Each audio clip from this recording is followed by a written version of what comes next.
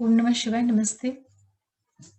आज मैं आप लोगों से राहु के बारे में बात करूँगी कि राहु जब गोचर में आता है तो कैसे परिणाम देता है और किन भावों में उसके किस तरीके के रिज़ल्ट रहते हैं।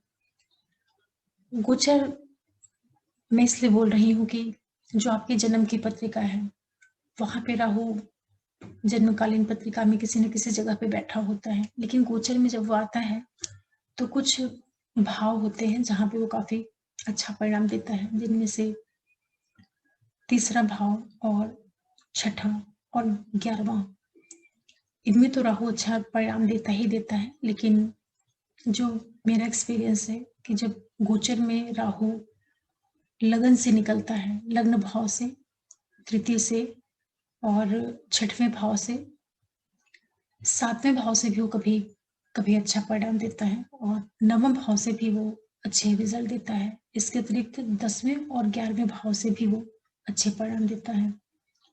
अभी किस तरीके से देता है, उसके बारे में आप लोगों से चर्चा करती हूँ। तो वीडियो को पूरा आखिर तक ज़रूर देखिएगा, जिससे आप ये समझ पाएँ कि राहु का रिज़ल्ट देने का क्या तरीका रहता है। और साथ में एक रिक्वेस्ट भी करूँगी कि अगर आप पहली बार देख रहे हैं मेरा चैनल और आपको अच्छा लग रहा हो, तो प्लीज़ आप हमारे चैनल को ज़रूर सब्सक्राइब करिए, लाइक करिए, शेयर करिए और बेल आइकन ज़रूर प्रेस करके रखिए, इससे मैं कोई भी वीडियो डालूँ तो आप लोगों को नोटिफ़िकेशन मिले। देखिए, राहु ग्रह जो होता है अपने आप में ही बहुत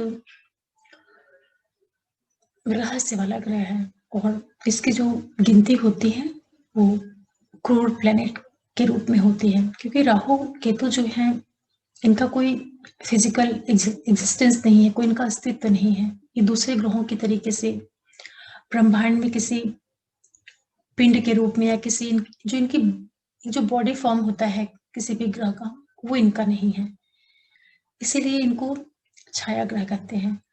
और इसका जो निर्माण होता है राहु केतु का, वो जैसे पृथ्वी है तो वो सूर्य के चारों तरफ घूमती रहती है और चंद्रमा पृथ्वी के चारों तरफ घूमता रहता है। तो जहाँ पर ये सूर्य जब के चारों ओर पृथ्वी घूम रही है और चंद्रमा पृथ्वी के चारों ओर घूम रहा है, तो वहां पे दो पॉइंट होते हैं जहां पर ये कटते हैं एक दूसरे से, जो कि एक इमेजिनरी पॉइंट होता है, दिखता नहीं है लेकिन ये अपना एक प्रभाव रखता है और उसका जो प्रभाव पड़ता है वो बचे हुए जितने भी प्लैनेट्स हैं, 7 प्लैनेट, उनके ऊपर बड़ा गहरा प्रभाव पड़ता है। इसीलिए राहु केतु बहुत ही रहस्य वाले ग्रह हैं और इनकी कहानी भी आप लोग जानते होंगे कि जो सौरभानु राक्षस थे, तो किस तरीके से अमृत मंथन हुआ था और उन्होंने बहुत चालाकी से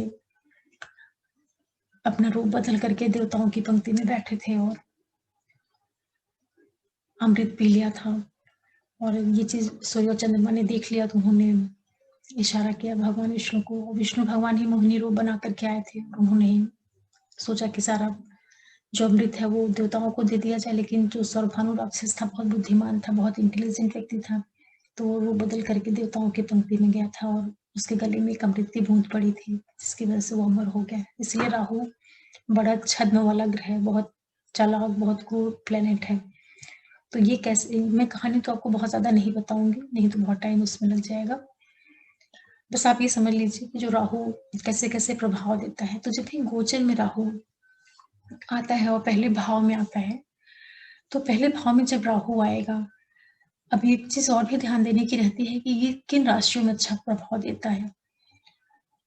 ये जब बुध की राशि के साथ में हो, फिर उसके बाद शनि की जो राशियां होती हैं उनमें भी अच्छा प्रभाव देता है। इसके अलावा शुक्र की राशियों के साथ में भी काफी अच्छा प्रभाव देता है। हालांकि इसको सबसे ज्यादा जो अच्छा इसका रिजल्ट आता है वो बुध की राशि में, मिथुन और कन्या में रहता है। लेकिन फिर भी चूंकि बुध, शुक्र और शनि कहीं ना कहीं राक्षस ग्रुप वाले प्लेनेट हैं, तो राहु वहां पे काफी कंफर्टेबल रहता है परिणाम देने में। अब लग्न में मैंने इसलिए बोला कि लग्न में गोचर से जब लगन से भी गुजरता है राहु, तो ये व्यक्ति को नेम फेम प्रसिद्धि जरूर दिलाता है। हालांकि निर्भर करेगा कि वहां पे राशि कौन है, लेकिन सामान्य तौर पे ये अच्छा परिणाम देता है।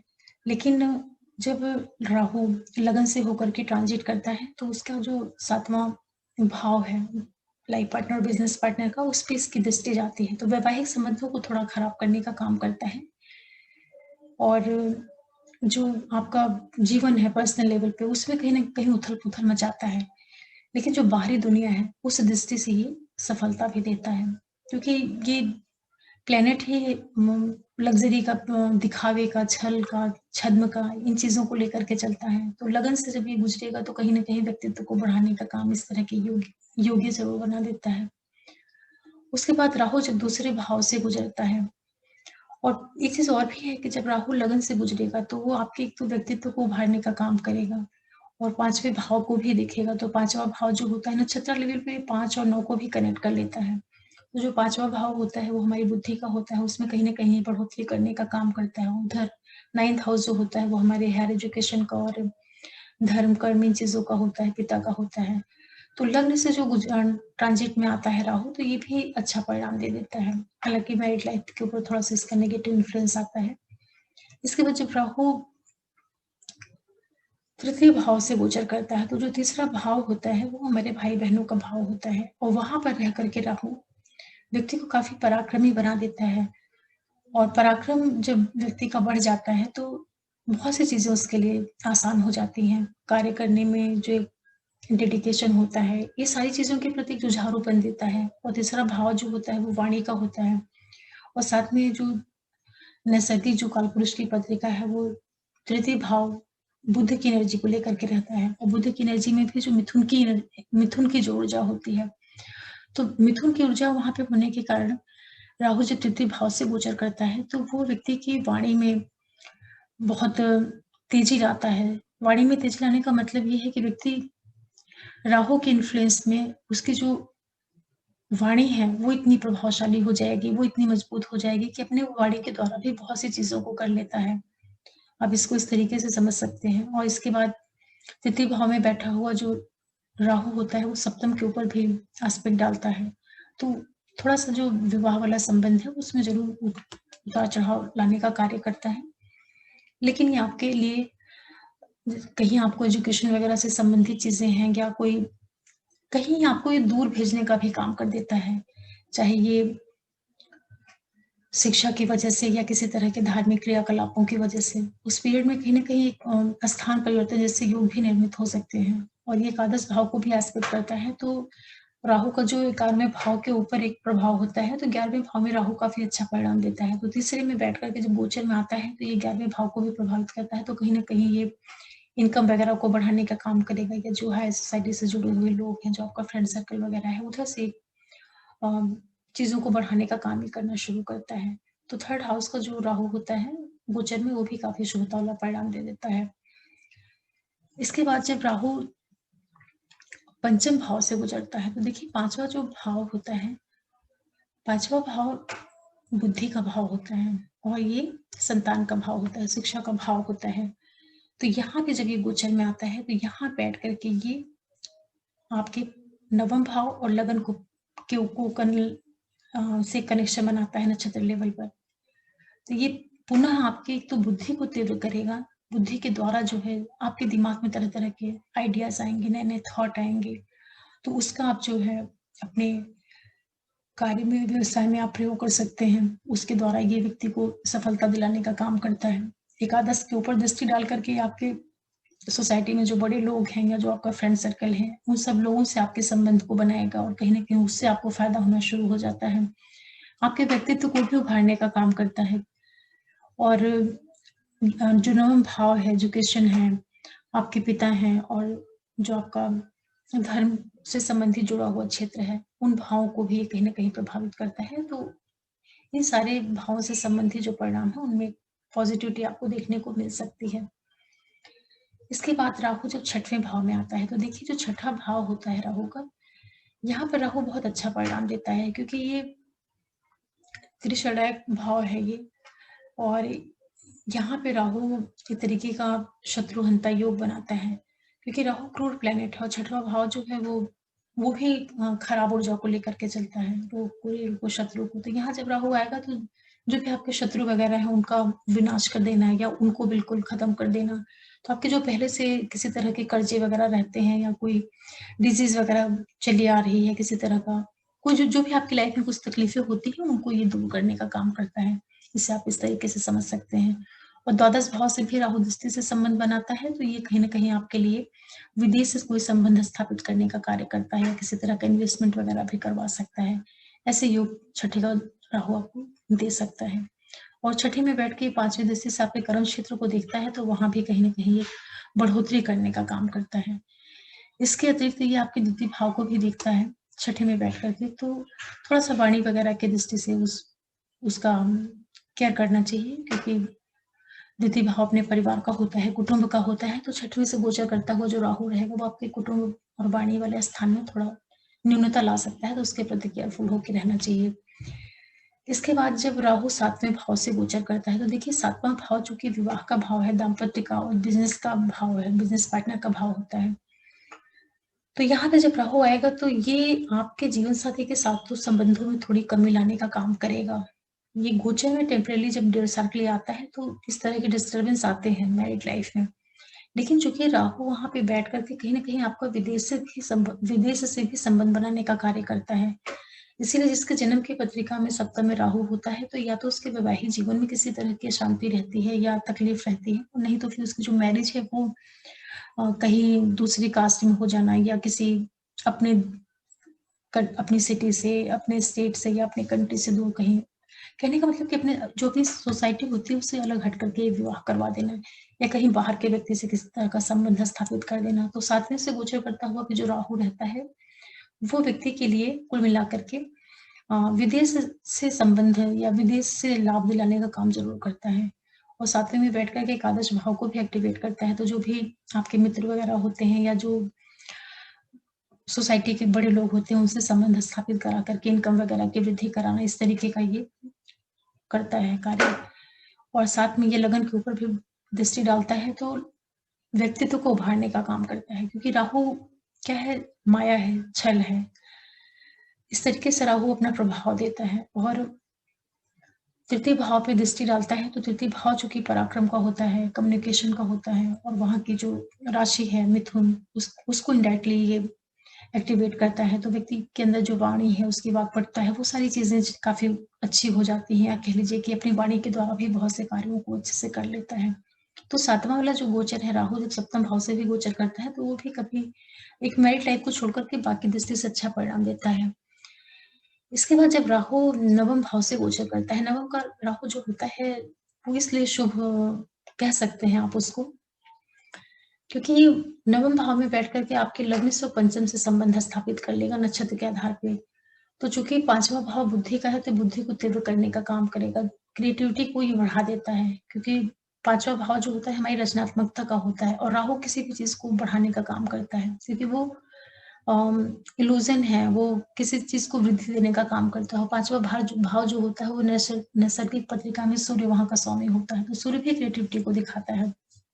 तो राहु जब नवम से गोचर करता है, और चूँकि नवां भाव जो होता है पिता का होता है और हायर एजुकेशन का होता है, धर्म कर्म का होता है, तो ये और यही बड़ी यात्राओं का भी होता है, विदेश यात्राओं का भी होता है। तो नौवां से गुजरता हुआ जो राहु होता है, चूँकि राहु अचानक वाली घटनाओं को भी दिखाता है, तो जब 9वें से गुजरेगा तो अचानक भाग्य में वृद्धि करने का भी कार्य कर सकता है, या अकस्मात किसी के जीवन में भाग्यवश कुछ चीज़ों का प्राप्त हो जाना, इस तरह से भी आप इसको समझ सकते हैं। और लगन से कनेक्शन बनाएगा तो आपके व्यक्तित्व को मजबूती देगा। 5वें से बना करके आपकी बुद्धि को बहुत तीव्र कर देगा। आप यदि आप उस शेयर मार्केट वगैरह से जुड़े हैं, तो उसमें हो सकता है आपको अचानक धन प्राप्ति की स्थितियाँ निर्मित करा दे, और नवों में बैठ कर के तृतीय भाव को भी एक्टिवेट कर देता है, तो वाणी में बहुत मजबूती आ जाती है। इसलिए जो 9वें भाव में गोचर में आता है राहु, तो वो भी अच्छा परिणाम देता है। अगर वहाँ पे राशियाँ भी अच्छी हो जाएँ, बुध की हो जाएँ, शुक्र की, शनि की, तो और भी इसको अच्छा परिणाम देने में सक्षम हो जाता है। इसके बाद दसम का राहु, दसम को गोचर करता हुआ जो दसम में राहु आता है, वो भी काफ़ी अच्छा परिणाम देता है, क्योंकि 10वां भाव जो होता है वो कार्य क्षेत्र का, प्रोफेशन का होता है, और राहु जब वहाँ आएगा तो उनसे संबंधित चीज़ों में ये वृद्धि करने का काम करेगा। और चूँकि वो नैसर्गिक कालपुरुष की पत्रिका में वो शनि की ही राशि होती है, मकर राशि को इसको देखा जाए तो सैटर्न के राशि से गुजर, एक तरीके से इनडायरेक्टली इसमें सैटर्न की भी ऊर्जा इसको मिलती है राहु को 10वें भाव में जब ये गोचर में आता है, तो जो आदमी का प्रोफेशन होता है, व्यवसाय होता है, उसको बहुत ज़्यादा ये उन 1.5 साल के पीरियड में हो सकता है कि कार्यक्षेत्र में ये बहुत नेम, फेम, प्रसिद्धि इस तरह की चीज़ें दे दे। क्योंकि राहु जब ट्रांजिट में आएगा तो वो सडन घटनाओं को देने का काम करता है, तो ज़्यादा संभावना बनती है कि ये जो अपना प्रोफ़ेशन है, जॉब है, उसको बढ़ा दे। और ये भी हो सकता है कि अचानक इन चीज़ों का नुकसान भी कर दे, क्योंकि वो अचानक की ही घटनाएँ कराता है राहु। और यहाँ पर बैठ कर के राहु द्वितीय भाव को भी देखता है, तो द्वितीय भाव जो है धन का भाव है, कुटुंब का है, वाणी का है, तो उन चीज़ों में भी वृद्धि करने का कार्य करता है। अचानक से धन प्राप्ति के योग निर्मित हो जाना, इस तरह के इवेंट्स भी देखने को मिल जाते हैं। फिर चौथे पे दृष्टि डालता है, तो चौथा भाव चूँकि अपना परिवार का होता है, परिवार के सुख का होता है, तो उन क्षेत्रों में थोड़ा-सा उतार-चढ़ाव जैसी या एक डिस्टर्बेंस जैसी स्थितियाँ भी दे सकता है, क्योंकि राहु की दृष्टि है, तो कहीं न कहीं उसमें तकलीफ देने का कार्य कर सकता है। और नैसर्गिक जो पत्रिका का स्थान है कालपुरुष की, वो कर्क राशि का होता है, तो थोड़ा चंद्रमा को पीड़ित करने में राहु को ज़्यादा आनंद भी आता है। उसके बाद ये छठे भाव को देखता है दशम में बैठ कर के। तो जब ये छठवें भाव को देखता है, तो किसी तरह के अगर आपके पहले से कर्जे वगैरह रहते हैं, कोई रोग वगैरह, ऋण, इस तरह की स्थितियाँ पहले से बनी होती हैं, तो उनको खत्म कर देता है। राहु जब दशम में गोचर में आता है, इस तरह के योग निर्मित करता है। इसके बाद जब राहु का गोचर से 11वें भाव से ट्रांजिट होता है, तो वो भाव चूँकि हर तरह की इच्छा पूर्ति का है, तो राहु वहाँ पे जब गोचर में आएगा, तो अधिकांशतः जो है व्यक्ति की जो इच्छाएँ होती हैं, उनकी पूर्ति होने लगती हैं। जो कुछ पहले से अपना कार्य वगैरह चला आ रहा है, उनमें कहीं न कहीं एक सक्सेस मिल जाना या इस तरह की चीज़ें। और पंचम भाव पे 7वीं दृष्टि डालता है, तो पुनः बुद्धि को तीव्र करने का कार्य करता है। और वो क्रिएटिविटी का भी भाव है, तो आदमी की रचनात्मकता काफ़ी बढ़ जाती है। और एकादश में बैठ कर के राहु पंचम तृतीय भाव को भी प्रभावित करता है, तो वापस वो कम्युनिकेशन से संबंध बना लेता है। मिथुन की राशि वहाँ पे है, तो वाणी के द्वारा वाणी में इतनी तीक्ष्णता आ जाएगी, इतनी तीव्रता आ जाएगी कि व्यक्ति अपनी बात से भी बहुत सी चीज़ों को अपने पक्ष में कर लेता है। इस तरीके से भी आप इसको समझ सकते हैं। और ये 9वीं दृष्टि से सप्तम भाव को देखता है, तो जो व्यापार वगैरह होता है, उसमें वृद्धि देने का कार्य करता है। हालाँकि वही वहाँ पे जीवन साथी भी होता है, तो जीवन साथी के द्वारा भी लाभ जैसी स्थितियाँ निर्मित हो सकती हैं। और ये भी हो सकता है कि जीवन साथी के साथ किसी तरह का टकराव या कोई वैचारिक मतभेद हो जाए। इस तरीके से आज मैंने आपको बहुत ही शॉर्ट में, बहुत जनरल, जब राहु गोचर में आता है, तो जो ज़्यादा चांसेस हैं कि इन भावों से जब गोचर करता हुआ राहु आता है, तो वहाँ ज़्यादा संभावना बनती है कि कुछ अच्छे परिणाम भी देखने को मिल जाते हैं। हालाँकि ये बहुत ही सामान्य चीज़ है, और इसके ऊपर निर्भर करता है कि राहु जब वो गोचर में आ रहा है, तो जो आपके हॉरोस्कोप है, वहाँ पे लग्न में कौन-सी आपकी राशि है, द्वितीय भाव में कौन-सी राशि, तृतीय भाव में आपकी कौन-सी राशि बैठी हुई है, पंचम में आपकी कौन-सी राशि है, छठवें भाव में कौन-सी राशि है, सप्तम में कौन-सी राशि है, नवम में कौन-सी राशि है, दसम में कौन-सी है, 11वें में कौन-सी राशि है। क्योंकि राहु जब गोचर में भी आता है, तो वो डायरेक्ट अपना प्रभाव नहीं दे पाता है। जिस राशि के अंदर से होकर के वो जा रहा है, उस राशि का जो स्वामी ग्रह है, उसके अनुसार वो परिणाम देता है। और वो जिस नक्षत्र में बैठा है, जिन ग्रहों के द्वारा देखा जा रहा है, तो राहु का जो रिजल्ट निकालने का तरीका है, वो काफ़ी कॉम्प्लिकेटेड है। उसको केवल बाहरी तौर से देख कर के कहना बड़ा मुश्किल होता है, लेकिन सामान्य तौर से गोचर में जब राहु इन भावों से होकर के गुजरता है, तो कहीं न कहीं कुछ सडन पॉज़िटिव चीज़ें भी देखने को मिल जाती हैं। हालाँकि नेगेटिव चीज़ें भी मिल सकती हैं, लेकिन संभावना रहती है कि कुछ इसमें अच्छी चीज़ें भी, कुछ सक्सेस, नेम, फेम, क्योंकि लग्न से स्वाभाविक है कि लग्न से जब राहु गोचर करेगा, तो व्यक्तित्व में कहीं वृद्धि देने का कार्य कर सकता है। और इसी तरीके से जो इसके इम्पोर्टेंट हाउसेज़ हैं, छठा है, पंचम है, क्योंकि राहु क्या है कि राहु अगर देखा जाए, तो जो प्रेज़ेंट टाइम चल रहा है, यहाँ पे राहु जैसे प्लैनेट ही सफल है। क्योंकि राहु के पास सारी क्वालिटीज़ हैं। राहु चालाकी से, और राहु किसी भी तरह का छल-कपट करके चीज़ों को कर लेता है। तो उस ट्रांज़िट के फ़ेज़ में हो सकता है कि व्यक्ति के अंदर इस तरह की उसकी मनोवृत्ति बन जाए कि वो इन-किन प्रकारेण अपना काम निकाल ले, ये भी हो सकता है। इसीलिए जब दसम का भी राहु होता है, तो अगर उसको कहीं वहाँ पे अच्छी राशियों का सपोर्ट मिल जाए, वृषभ का राहु हो जाए या मिथुन का हो जाए, कन्या का हो जाए, तो काफ़ी अच्छा परिणाम देता है।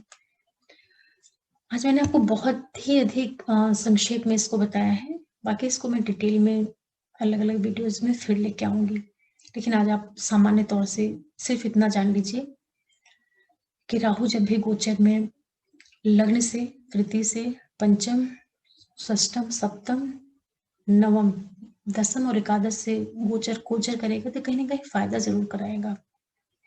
हालाँकि जो बुक्स वग़ैरह हैं या जो कहते हैं, जो हमारे किताबों में लिखा हुआ है, जो हमारे शास्त्रों में लिखा है, तो उनमें 3, 6 और 11 को ज़्यादा ही महत्व दिया है। लेकिन अगर इसको आप लॉजिकली सोचेंगे तो आपको भी ऐसा परिणाम मिलेगा कि लग्न से भी राहु व्यक्ति को कुछ ऊँचाई देने का काम करता है, नेम, फेम, प्रसिद्धि, क्योंकि लग्न वो व्यक्ति खुद हो जाता है। तो जब लग्न के ऊपर से ही राहु गुजरेगा तो उन चीज़ों को उभारने का काम करेगा। इस तरीके से आप समझ सकते हैं। और मेरा तो ये एक्सपीरियंस है कि राहु जिस भी भाव से ट्रांजिट करेगा, वो अच्छा परिणाम दे या ना दे एक अलग बात है। लेकिन जिस भी भाव की, जिस हाउस की जो एनर्जी है, उसको राहु ज़रूर यूटिलाइज़ करेगा। जैसे राहु अगर अष्टम भाव से ट्रांजिट करेगा तो 8वां भाव सडन इवेंट्स का है, तकलीफों का है, पीड़ा पीड़ा का है। तो ये उन चीज़ों को तो देगा। ये तय है कि मतलब अचानक कुछ तकलीफ वाली घटनाएँ घट जाएँ, कोई लाभ या कोई हानि जैसी स्थितियाँ निर्मित हो जाएँ। लेकिन ये भी साथ में तय है कि अगर अष्टम से राहु गुजरेगा, तो ये व्यक्ति की जो मानसिकता है, जो उसकी बुद्धि है, कहीं न कहीं वो उसको ईश्वर की ओर, आध्यात्म की ओर या जो गूढ़ विद्याएँ होती हैं, उस ओर भी मनोवृत्ति को ले जाता है। क्योंकि 8वां भाव जो होता है वो तंत्र मंत्र साधना इन चीज़ों का भी है, अकल्ट का है। तो उधर से जब राहु गुजरता है अष्टम से तो पीड़ा के साथ-साथ में व्यक्ति को इन क्षेत्रों से भी जोड़ने का कार्य करता है। इसी तरीके से आप हर एक भाव से इसको जोड़ सकते हैं। राहु जो विशेष बुरा परिणाम देता है वो द्वादश में देता है। हालाँकि डायरेक्ट एक बार में उसको भी नहीं कहा जा सकता है, लेकिन फिर भी द्वादश में चूँकि वो भाव जो होता है मोक्ष का भाव होता है और जेल का भाव होता है, अस्पताल का भाव होता है, तो वहाँ पे जब राहु आता है उसको सही राशि ना मिले, तो वहाँ पे थोड़ा-सा दिक्कत हो सकती है। और नहीं तो राहु जिस भाव से भी गुजरेगा तो वहाँ की चीज़ों से कनेक्शन बना कर के उस भाव से संबंधित चीज़ों को उभारने का काम ज़रूर करेगा। और जो भाव विशेष रूप से बुद्धि से संबंध रखते हैं, शिक्षा से संबंध रखते हैं, वहाँ पे ये अच्छा परिणाम दे देता है। और राहु ग्रह अगर अच्छा है तो व्यक्ति बहुत ऊँचाइयों को भी प्राप्त करता है। राहु अपने आप में एक ऊर्जा है, उसका जिस तरीके से इस्तेमाल कर लिया जाए। और राहु अगर देखा जाए तो एक ऐसा प्लैनेट है कि पहले ये व्यक्ति के अंदर लालसा पैदा करता है, इच्छाएँ जगाता है और उन चीज़ों से गुज़ार करके, क्योंकि राहु कभी तृप्त नहीं होने देता है। बहुत ज़्यादा भोग विलास की ओर ले जाने का कार्य करेगा और उसमें उलझा करके और फिर ये व्यक्ति को ये रियलाइज़ कराता है कि इन चीज़ों में कोई सार नहीं है और वहीं से फिर व्यक्ति जो है ईश्वर की ओर मुड़ना शुरू होता है। इसलिए अगर कहीं देखा जाए तो जो राहु का अल्टीमेट जो एम है, वो गलत नहीं है। वो उसको समझा जाए सही अर्थों में, क्योंकि राहु से गुज़रे बिना कोई व्यक्ति मोक्ष को भी नहीं प्राप्त हो सकता है। इसी तरीके से सैटर्न भी है। सैटर्न को लोग दुःख का कारक ग्रह कहते हैं, तकलीफ देने वाला ग्रह कहते हैं। लेकिन सैटर्न से गुज़र के ही कोई जातक जो है, सच में संन्यस्त हो सकता है और सच में वो ईश्वर की ओर जा सकता है। वैराग्य उसको तभी होगा, गुरु के द्वारा जो ज्ञान होगा वो मुक्ति नहीं दिलाएगा। गुरु का ज्ञान जो है वो आपके अंदर गुरुता लाएगा। आप ज्ञानी हो सकते हैं, धर्म, कर्म, पांडित्य ये चीज़ें आपके अंदर आ सकती हैं। लेकिन शनि के द्वारा जो ज्ञान प्राप्त होगा वो अल्टीमेट ज्ञान होगा। तो इसलिए मैं तो राहु और शनि दोनों ही जो क्रूर प्लैनेट हैं, जिनको बहुत मैलेफिक प्लैनेट कहा जाता है, अगर इनको सही अर्थों में समझा जाए तो ये दोनों प्लैनेट व्यक्ति को बहुत अधिक ट्रांसफॉर्म भी कर सकते हैं। बिल्कुल जिसको कहते हैं कि पूरा परिवर्तन हो जाना, उसमें सबसे बड़ा रोल राहु और शनि का ही है। जैसे कोई लोहा होता है, उसको तपाया जाता है तो वो प्योर होता है, उसकी जो अशुद्धियाँ होती हैं वो खत्म होती हैं। इसी तरीके से राहु और केतु जब किसी को प्रताड़ित करते हैं, तो वो व्यक्ति सच में बहुत बदलता है, चेंज होता है। इस पे मैं फिर कभी आप लोगों से बात करूँगी। आज तो मैंने बहुत ही बिल्कुल ऊपर-ऊपर से राहु के बारे में बताया है। ये हर एक भाव में किस तरीके का परिणाम देगा, ये भी मैं आगे लेके आऊँगी। और दूसरा क्या है कि अभी मेरा शुरुआत भी स्टार्टिंग का ही टाइम है, तो बहुत ज़्यादा मैंने वीडियो भी बनाए भी नहीं हैं।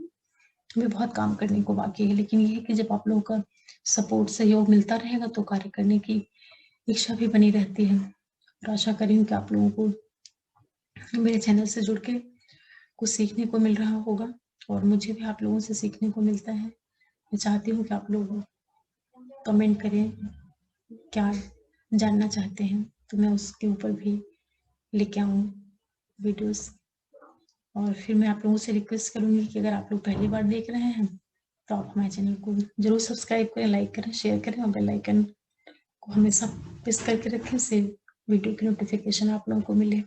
आगे मैं फिर कुछ लेके आऊँगी ज्योतिष से संबंधित। तब तक के लिए ओम नमः शिवाय। नमस्ते।